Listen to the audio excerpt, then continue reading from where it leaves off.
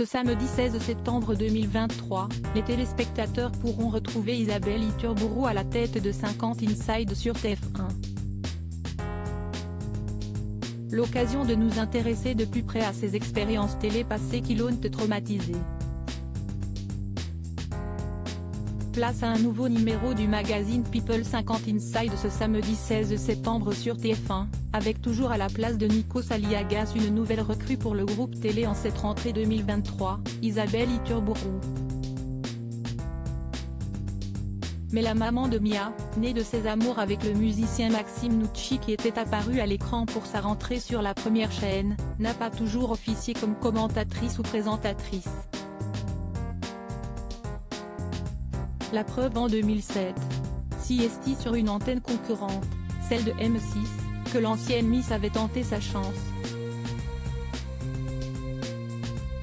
Dans un télécrochet, l'ex-femme d'un célèbre joueur de rugby était en effet une des candidates de la saison 5 de Nouvelle Star, dans laquelle Julien Doré avait dévoilé tous ses talents, y compris au ukulélé.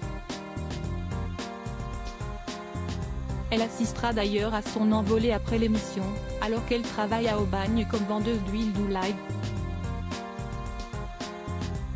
Comme elle le sait, tout ressort sur Internet.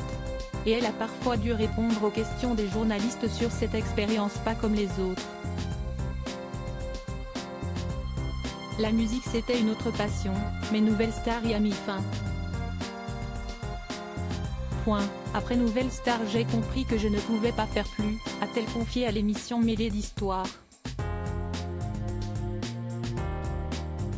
Et de préciser dans les colonnes de gala, j'étais choriste dans le groupe de mon frère Sébastien, alors des amis m'ont inscrit en mode on va rigoler. Moralité, je me suis vautré en direct, d'autant qu'en plus il fallait danser. Bref, le stress m'a étouffé et j'ai fini en apnée à Baltar. Une chute sur laquelle elle est revenue pour le buzz télévision cette semaine, moi je m'éclate lamentablement au premier prime. Avant de le faire quand personne ne le voit, non, moi je le fais quand il y a beaucoup de monde qui regarde, à la télé. Et celle qui se rêvait autrefois épicière l'assure également au sujet de ses débuts à Infosport, ce sont des images qu'elle ne voudrait plus jamais revoir. Et voici pourquoi, je donnais l'impression d'avoir 12 ans, j'étais couverte de plaques rouges et quant à mon accent du sud-ouest, une blague. Désormais installée à TF1, Isabelle Iturburu traite en plus de 50 Inside du rugby sur les antennes de la chaîne privée, suite à son départ de Canal+. Ce n'était pas une décision facile à prendre, après 14 ans dans une chaîne qui m'a tout appris et m'a toujours bien traité. Il m'a fallu 3 mois pour me décider, j'ai rendu les gens un peu fous, a-t-elle récemment confié sur ce choix chez Diverto.